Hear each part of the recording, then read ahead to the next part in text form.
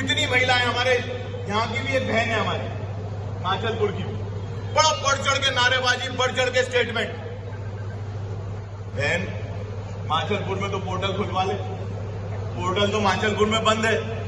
आदि नगर पालिका की महिलाओं को लाडली बहना योजना का लाभ नहीं मिल रहा, पर नहीं, कांग्रेस कार्यालय पे प्रदर्शन, कांग्रेस कार्यालय प्रदर्शन करेंगे।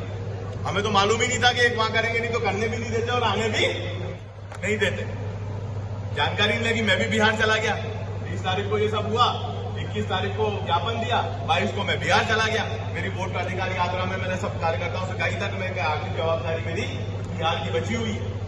पर इतना प्रदर्शन, इतना डायलॉगबाजी, अब हमें दिखाने की बारी आई है। 20 तारीख को हम एक प्रदर्शन रख रहे हैं साथ, और उसी के लिए आज की मीटिंग हमने मेन रूप से बुलाई। 20 तारीख को हमने 5 मुद्दे जिले के सब वरिष्ठ नेताओं को बिठा के छाटे। एक मुद्दा है फसल बीमा का, जो सही साठ रूप से नहीं मिला। एक दूसरा जो मामला है वो है पीला मोजा लगा हुआ है और आपका सोयाबीन की फसल में भारी बारिश से नुकसान। तीसरा मुद्दा है खाद की किल्लत का। चौथा मुद्दा है लाडली बहना योजना का पोर्टल बंद होने का। अब हम सब कांग्रेसी हैं, हमारी नियत क्या थी? क्या नियत थी कि कर्जा माफ करेंगे, हमने घोषणा करी थी। पहले साल में हमने 50,000 का कर्जा माफ किया। भाजपा ने क्या कहा कि एक भी आदमी का कर्जा माफ नहीं हुआ। यही कहते हैं ना कमलनाथ जी ने। दूसरे साल में हम 1 लाख रुपए तक का कर्जा माफ करने लग गए, और अगर हमारा दूसरा बजट आ जाता तो उसी साल में हम 2 लाख रुपए का बजट भी, 2 लाख रुपए तक का भी कर्जा माफ कर देते। पर इनने हमारी सरकार गिराई, करोड़ों रुपए लगाए, क्योंकि इनको मालूम था किसानों का कर्जा माफ हो गया तो भाजपा साफ हो जाएगी मध्य प्रदेश। राहुल गांधी जी ने शब्द पकड़ के ये बात कर रहे हैं। राहुल गांधी जी ने कहा था कि अगर 10 दिन में योजना लागू नहीं हुई तो मैं मुख्यमंत्री बदल दूंगा।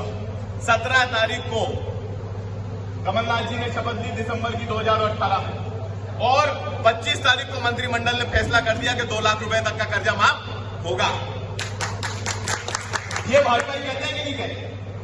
और अब क्या हो रहा है? शिवराज सिंह को नाच कूद के कह गए कि 3,000 रुपए देगा मामा तुम्हारा, 3,000 रुपए देगा मामा तुम्हारा। और मोहन यादव 3,000 रुपए की बात आज तक नहीं करी, और ये हमें बदनाम करते हैं। ये इन पे लागू होता है। तुम क्या चुनाव के 6 महीने पहले दोगे 3,000 रुपए? देने तो आज से देना शुरू करो। बहनों ने सरकार बनाई तुम्हारी और तुमने बहनों को ठगा।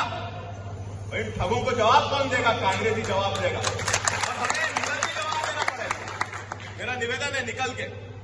अगर हम चुपचाप बैठे और पान की दुकान पे बात कर रहे हैं तो नहीं, मैसेज जाए पूरे मध्य प्रदेश में। राजगढ़ से मैसेज जाना चाहिए कि महिलाएं चिल्ला के कह रही हैं, बहनें चिल्ला के कह रही हैं कि पोर्टल खोल।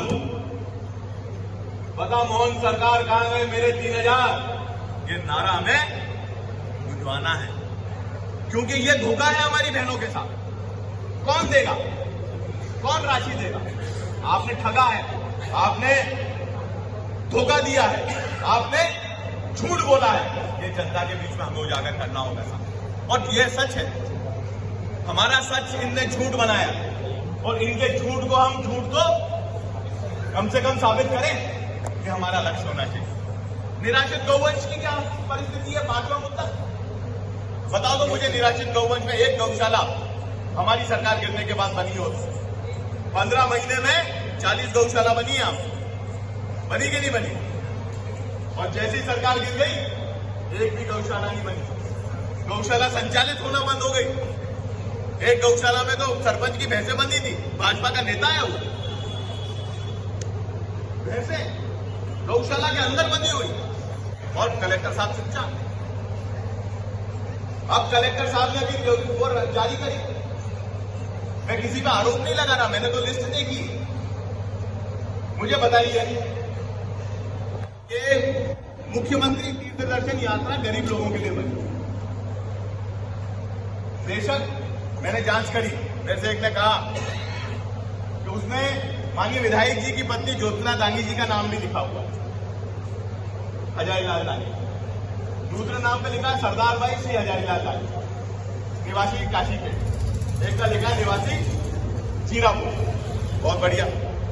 मैंने पूछा कि क्या ये महिलाएं जा सकती हैं? उन्होंने बोला साहब आयकर दाता का नियम है, आयकर दाता, हाँ, आयकर दाता नहीं होना चाहिए। हो सकता है सरदार भाई जी क्योंकि वो आयकर दाता ना हो, मान सकता हूं। ज्योत्सना जी पहले शासकीय सेवा में थी, हो सकता है वो भी, उनकी पेंशन अगर 12 लाख से कम आ रही हो तो वो भी आयकर दाता की श्रेणी में नहीं आती। पर प्रमुख व्यवसायी इंदिरा मुंद्रा जी का भी नाम, जो भारतीय जनता पार्टी की पदाधिकारी है, उनका भी नाम है उसमें। और एक कॉमन सेंस की बात है कि क्या माननीय विधायक जी को, जो स्वयं विधायक है और मेरे को पूरा पक्का है क्योंकि वो आयकर दाता हैं, वो आयकर दाता हैं, तो वो आयकर दाता होने के बाद क्या उनको, और माननीय विधायक होने के बाद क्या अपनी पत्नी को सरकारी योजना में ले जाना चाहिए? अरे अपन तो तीर्थ जाया गाजा कर करके, ये अपना जमीन देता है क्या? ये गवाह देता है क्या हमारे? पर ठीक है, उनने चयन किया, वो लिस्ट मेरे पास व्हाट्सएप पे आई, मैंने देखा उस लिस्ट। मैंने बोला इसका भी मुद्दा उठाएंगे जब मौका आएगा।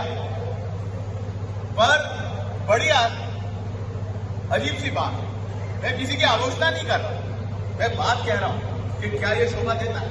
विचार जनता को करना है कि क्या ये शोभा देता है। और यही बात हम आप लोगों के बीच में सब लोग मिलकर करना चाहिए। आज भ्रष्टाचार चरम सीमा पर है कि नहीं है, ये बात अब जैसे ही गौ माता की बात आती है, भाजपा ये बोलती है, चुप्पी सी जाती है। ये कहते हैं गौ माता की जय, गौ माता की जय। अरे हाँ ठीक है, तो उनके संरक्षण के लिए क्या? 15 करोड़ रुपए अभी विधायकों को मिले, 15 करोड़ रुपए स्टैंप ड्यूटी के।